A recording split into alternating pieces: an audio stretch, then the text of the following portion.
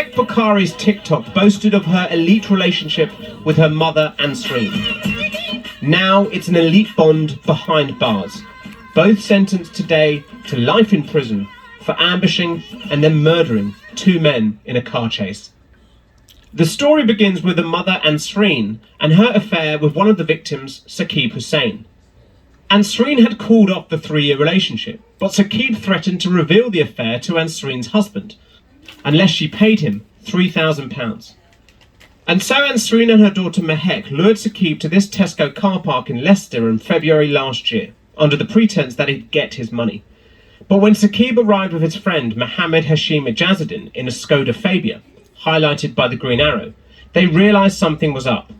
There were two cars. The blue arrow points to a Seat Leon, the red arrow an Audi TT. The mother and daughter had brought friends with them. Saqib and Hashim panicked, fled, and were pursued. Saqib called 999 and said, "I need help now. I'm getting rammed off the road. Please, I'm begging you." The car hit the central reservation on the A46.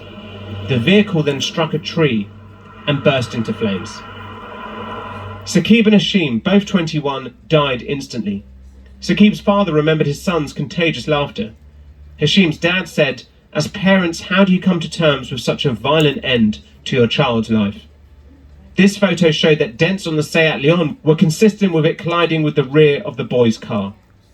The CPS today said this was a cold-blooded killing, and that rather than face up to the consequences of her affair, Ansreen Bukhari turned to her daughter and put together this conceited plan to silence Mr. Hussain. Judge Timothy Spencer KC said that Mehek's influence of fame made her utterly self-obsessed, with no apparent awareness of the impact she had on others and oblivious to the damage that she could do. Mehek, now 24, was sentenced to a minimum term of 31 years and 8 months on 2 counts of murder. She blew a kiss to her dad following her sentencing. Her mother Ansreen, 46, was given 26 years and 9 months.